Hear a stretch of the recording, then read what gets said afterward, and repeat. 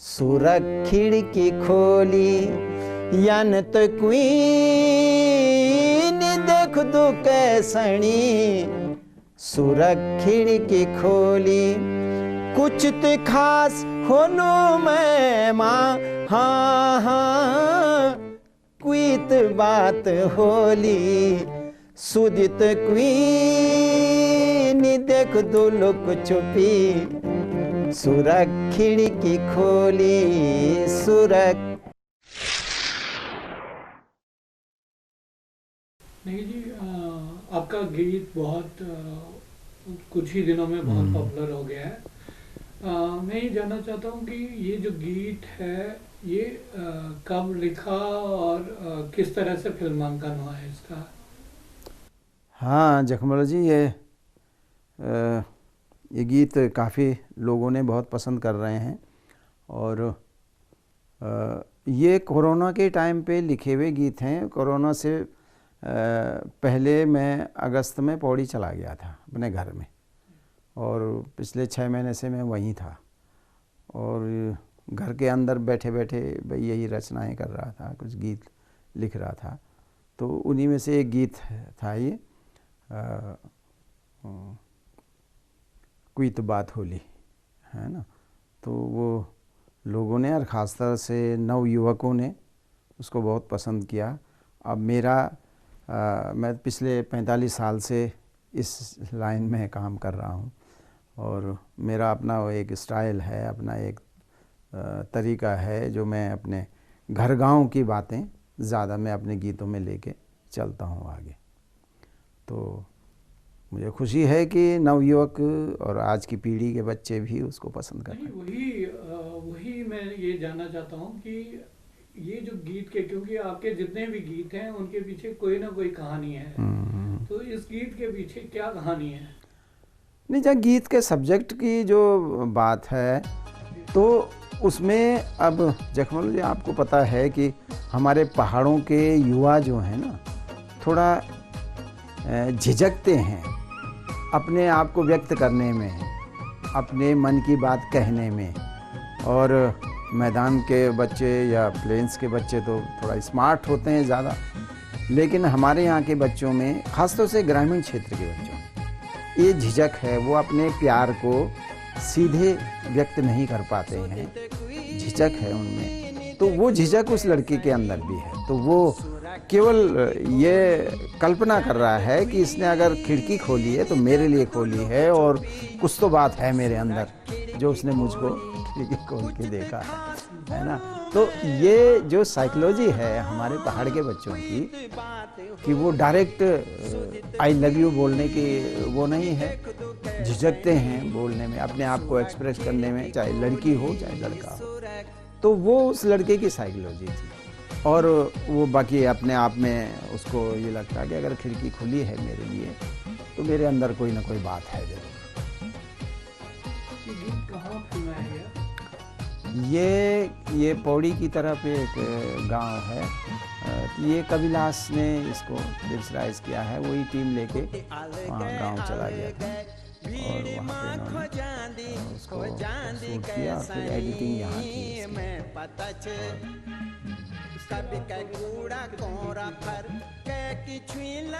4-5 गीत लिखे हुए हैं मेरे, अब वो धीरे धीरे उनको रिकॉर्ड करेंगे, फिर शूट करेंगे। टाइम बहुत लगता है और पैसा भी लगता है, उसमें काफ़ी खर्चा भी होता है।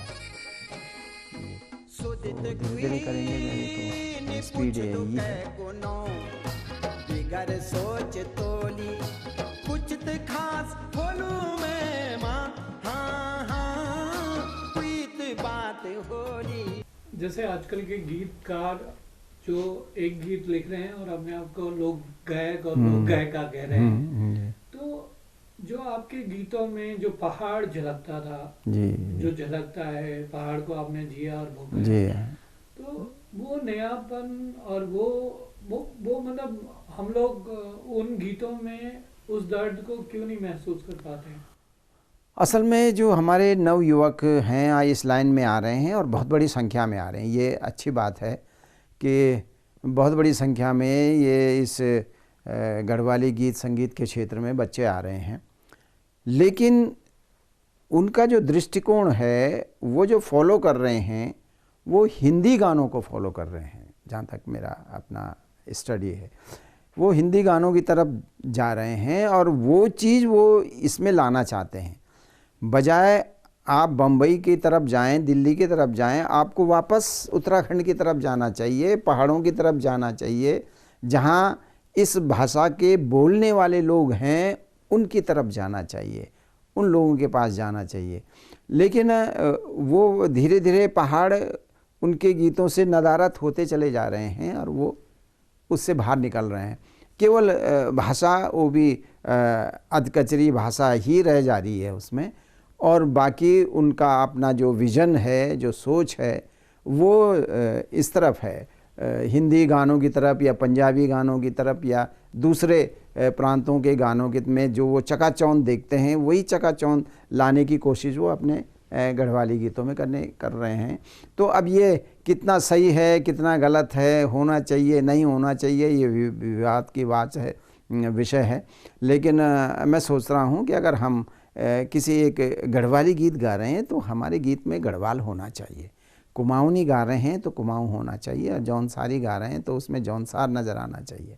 केवल शब्द ही नहीं काफ़ी नहीं है, आपको उसका एनवायरनमेंट, वातावरण जो है वो भी उस क्षेत्र का दिखना बहुत ज़रूरी। ये मेरी अपनी सोच है। बाकी तो दर्शकों पे है, श्रोताओं पे है कि वो क्या सुनना और देखना पसंद करते हैं। परंपरा है लोकगीतों को रिमिक्स करके, हाँ, जैसे पुआ बागा। हाँ हाँ हाँ हाँ। तो ये क्या है, क्या इसे हम मान लिया जाए कि जैसे कोई गायक इसको रिमिक्स करके गा रहा है तो उसे लोक गायक कहा जा सकता है?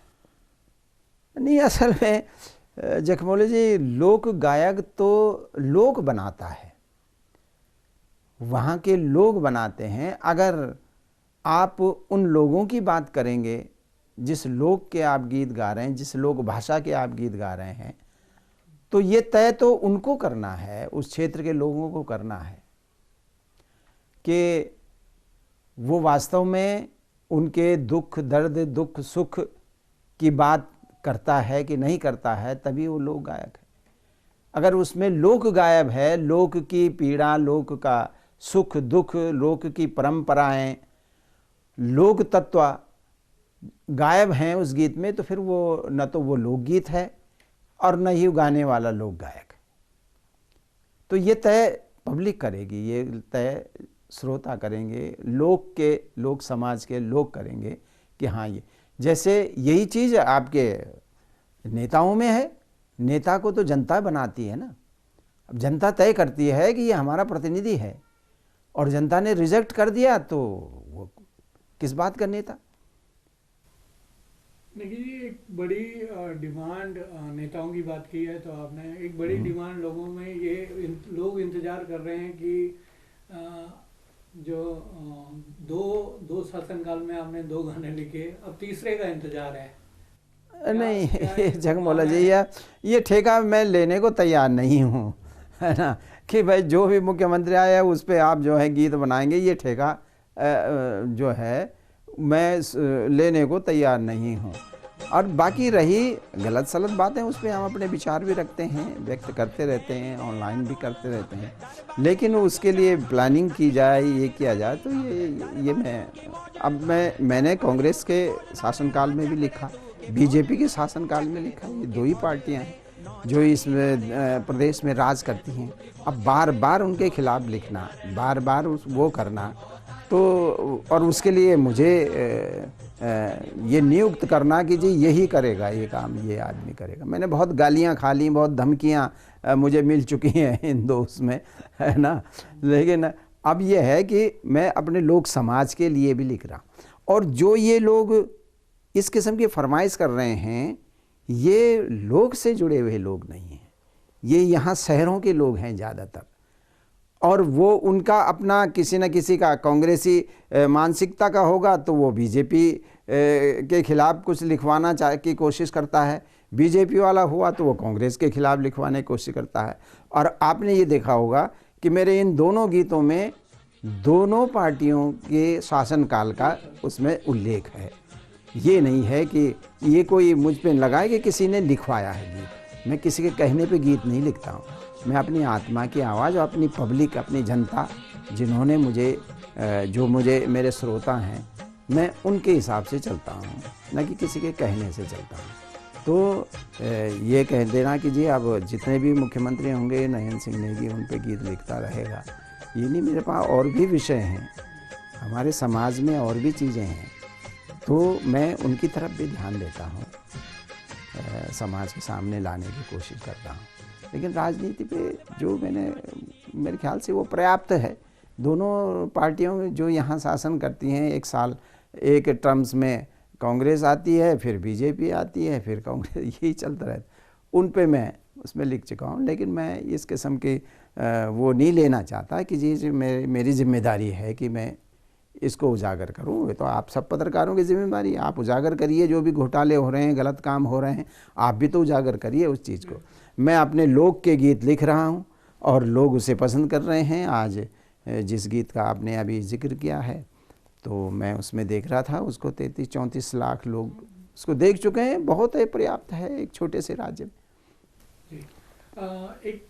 एक सवाल इसी से गीत से जुड़ा हुआ है कि आपने बहुत सारे गीत और हर तरह के पहाड़ के, हर पहाड़, प्रकृति और उससे संबंधित सारे गीत लिखे हैं। लेकिन अब ये भी वो आ रहा है कि सोशल मीडिया पे कई आपके गीत कुछ और लोग उसका दुरुपयोग कर रहे हैं, तो क्या उस पर कुछ आपने इस तरह का कुछ सोचा है कि नहीं? अभी एक लड़के के साथ हुआ है, ये रिसेंट घटना है।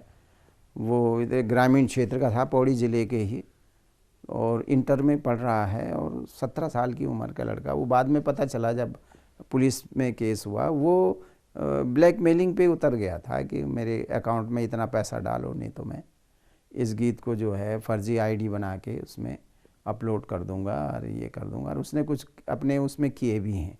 इसके हमने उसे रोकने की कोशिश की कि नहीं मेरा ऐसा मत करो, लेकिन वो मानने को राज़ी नहीं था। तो उसमें फिर उसकी कंप्लेंट करनी पड़ी ये साइबर क्राइम के अंतर्गत।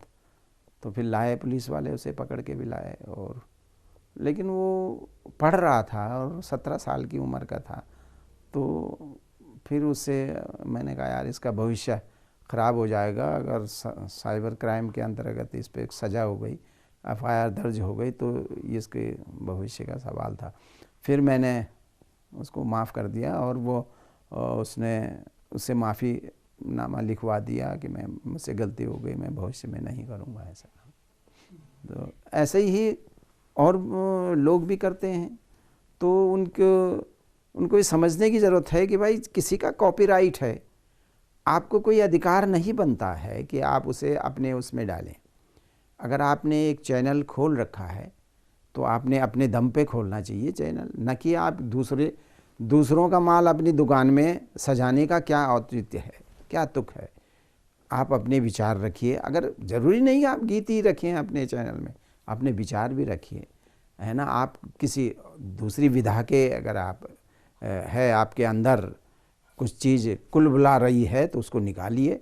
आजकल तो ये सोशल मीडिया तो बहुत अच्छा माध्यम है अपने विचारों को व्यक्त करने का, अपने अंदर के आर्ट को पब्लिक तक पहुंचाने का। लेकिन ये किसी का निकाल के उसका लेके इस तरह से चैनल चलाना मेरे ख्याल से ये उचित नहीं होगा।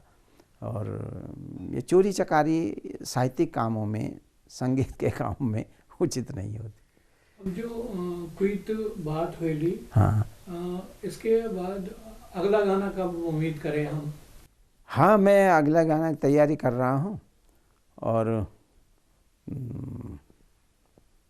फरवरी तक मैं कोशिश करूँगा कि एक गीत और इसमें डालूँ। इससे पहले इसी जनवरी को एक कविलास ने भी एक गाना गाया है, वो शूट करके भी आया है और अब वो आएगा मेरे ख्याल से जनवरी 3rd वीक में आ जाएगा। और देखते हैं लोग कितना पसंद करते हैं उसके गाने को। 2 लाइन उसकी ठंडो रे ठंडो बहुत डिमांड होती है सारे लोग। उस गाने की? हाँ, अच्छा अच्छा। उसकी बहुत ठंडो रे ठंडो मेरा पाड़े की हवा ठंडी पानी ठंडो, ठंडो रे ठंडो मेरा पाड़े की हवा ठंडी पानी ठंडो। हो हो हो हो हो आ हो हो हो ऐच ऊंचो यूं हिमालय ठंडो ठंडो, निस गंगा जी का छाल ठंडो ठंडो। ऐच ऊंचो यूं हिमालय ठंडो ठंडो, निस गंगा जी का छाल ठंडो ठंडो। डांडा वार डांडा पार हो हो, छन बुग्याल ढालदार हो हो। डांडा वार डांडा पार छन बुग्याल ढालदार, सार क्यार गोंगु ट्यार ठंडो ठंडो ठंडो रे ठंडो मेरा पाड़े की हवा ठंडी पानी ठंडो। एक और सवाल, जो हमारी गढ़वाली कुमाऊनी जो भाषा को बचाए रखने की मुहिम थी, 8वीं अनुसूची की बात थी, तो उसमें आपका भी बड़ा योगदान रहा है आप लोगों ने। वो लड़ाई आगे नहीं बढ़ रही है। अब लड़ें किससे लड़े हैं आप? अब ये देखिए, मैं जखमौला जी, भाषा संस्कृति अपनी परंपराएं ये बचाने की जिम्मेदारी तो हम ही लोगों के अंदर। हम सरकारों से ये उम्मीद करते हैं कि हाँ सब कुछ बचाने की जिम्मेदारी सरकार करे, तो ये भी उचित नहीं है। भाषा हमारी है, चिंता हम ही को करनी है। संस्कृति हमारी है, उसकी फिक्र हम ही को होनी है। हमारी जो परंपराएं हैं, हमारे जो तीज त्योहार हैं, हमारा जो लाइफ स्टाइल है, उसको बचाने और आगे ले जाने और नई पीढ़ी को सौंपने की सारी जिम्मेदारी हम पर है, जो हम उस क्षेत्र के लोग हैं। अब इसमें सरकारों की तो कोई भाषा नहीं होती है ना। सरकार तो वोट की भाषा जानती है। सिर्फ कोई भी सरकार हो, उनकी कोई भाषा नहीं है, उनकी कोई संस्कृति नहीं है ना। अगर सरकार का बस चले तो सरकार तो सिर्फ अपने गीत गवाए लोगों से कि भाई हमारे गीत गाओ, हमारी पार्टी के गीत गाओ। वो तो ये चाहेंगे कि आप उनकी पार्टी की जय जयकार करिए। सरकार का अपना कुछ नहीं है। हाँ, हम लोग कुछ चीज़ें ऐसी हैं जो सरकार के हाथ में हैं, तो हम प्रयास कर सकते हैं कि सरकारों पे प्रेशर बनाएं कि आप ये काम करिए। जैसे हम एक लंबे समय से यहाँ पर एक लोक भाषा एकेडमी की मांग करते आ रहे हैं। लोक भाषा एकेडमी के लिए हम चाहते थे कि जो इस धरती की भाषाएं हैं, इस राज्य की मिट्टी से उपजी हुई भाषाएं हैं, उन भाषाओं का विकास हो, वो भाषाएं फूलें फलें। और इसके लिए एक हम चाहते थे कि एक एकेडमी, लोक भाषा एकेडमी यहाँ पर खुले, लेकिन किसी भी सरकार ने इस पर ध्यान नहीं दिया और न दे रही है। जबकि यहाँ अन्य भाषाओं की एकेडमी खुल चुकी हैं। उर्दू भाषा की एकेडमी खुल चुकी है, पंजाबी भाषा की एकेडमी खुल चुकी है, हिंदी संस्कृत तो है ही। तो ये अनुरोध हम बार बार कर रहे हैं सरकारों से, लेकिन सरकार इस पर कोई ध्यान नहीं देगी। तो भाषा को आगे बढ़ाने के लिए जो भी प्रयास हो रहे हैं, लोग व्यक्तिगत प्रयासों से ही लोग कर रहे हैं। किताबें अपने पैसे से छाप रहे हैं। हम लोग अपने गीत संगीत के माध्यम से भाषा को आगे बढ़ाने की कोशिश कर रहे हैं। अपने कल्चर, अपने संस्कृति, अपने पहाड़ों का जो भी कुदरत ने दे रखा, उसको फैलाने की कोशिश अपने अपने प्रयास से हर कलाकार कर रहा है। तो इसमें अब सरकार का योगदान इसमें जितना हो सकता है उतने के लिए हम लोग प्रयास कर रहे हैं कि सरकार इसमें आए, थोड़ा बहुत मदद करे। तो ये जैसे कि स्कूलों में इस भाषा को पढ़ाने की व्यवस्था होनी चाहिए। इन भाषाओं को, जितने भी भाषाएं हैं, इसके लिए प्रयास होने चाहिए। इसमें पौड़ी के डिस्ट्रिक्ट मजिस्ट्रेट ने बड़ा प्रयास किया और एक टीम बनी। उसमें गणेश सुखसाल गणी के नेतृत्व में उन्होंने एक कुछ कोर्स बनाए छोटे बच्चों के लिए और उसको वहाँ के स्कूलों तक पहुँचाने की कोशिश की डीएम के माध्यम से। मुख्यमंत्री जी जब पौड़ी आए थे तो उन्होंने भी आश्वासन दिया था कि हम ये काम करेंगे और इसको स्कूलों में पढ़ाने की व्यवस्था करेंगे। तो रुद्रप्रयाग और पौड़ी में तो कुछ काम हुआ है, लेकिन उससे आगे अब मुझे लगता नहीं कि बात आगे बढ़ रही है, कि वो वहीं तक सीमित हो गई है, क्योंकि उसमें सरकार का इंटरेस्ट नहीं नज़र आ रहा है मुझे। जो हमारी लोक संस्कृति और गढ़वाली भाषा और कुमाऊनी भाषा है, लिखा जा रहा है, बहुत लिखा जा रहा है, लिखा बहुत जा रहा है, लेकिन वो मतलब एक सशक्त माध्यम या उसको मतलब इतना प्रचारित नहीं कर रहा है, या लोगों का वो नहीं मिल रहा, तो उसके पीछे क्या किया जाए? अब जखमोहन जी, दिक्कत ये आ रही है कि बच्चों की पढ़ने की आदत ख़त्म हो गई है। आप देखेंगे कि बच्चों को लगता है, नई पीढ़ी के बच्चों को लगता है कि किताबों का मतलब सिर्फ बीए और एमए तक, उसके बाद किताबें की कोई ज़रूरत नहीं है, जबकि किताबें तो जीवन भर साथ चलनी चाहिए। और जब तक ये पढ़ने की आदत लोगों में फिर दोबारा से पैदा नहीं होती है, तब तक लिखा तो बहुत जा रहा है, बहुत लोग लिख रहे हैं और अपना पैसा खर्च करके भी लिख रहे हैं, किताबें भी छप रही हैं। हर महीने 2-3 किताबों का लोकार्पण तो मुझे से लोग करवा रहे हैं, तो लेकिन पढ़ने वाले पाठक नहीं मिल रहे हैं, कोई खरीद के पढ़ने को राजी नहीं है उन किताबों को। तो ये थोड़ा दुर्भाग्यपूर्ण बात है, और मैं सोचता हूँ कि इसमें एक अभियान चलाना चाहिए, बच्चों के अंदर दोबारा से ये बात लानी चाहिए कि भाई पढ़ना ज़रूरी है। जब तक आप लिखेंगे पढ़ेंगे नहीं तो भाषा आगे नहीं बढ़ पाएगी। एक जो युवा गायक हैं और जो भाषाई गीत गाना चाहते हैं, गढ़वाली हो, कुमाऊनी हो, जौनसारी हो, तो आपको लगता है कि एक गीतकार बनने के लिए सुर के अलावा और क्या क्या जरूरी है? जो युवा गायक हैं और बहुत बड़ी संख्या में आ रहे हैं, वो अगर गढ़वाली भाषा के गीत लिखने गाने में रुचि रखते हैं तो उनको गढ़वाल की तरफ आना चाहिए। उनकी सोच जो है ये होना चाहिए कि हम गढ़वाल के अंदर से निकालें अपने विषय, अपने गीतों के विषय वहाँ से आने चाहिए।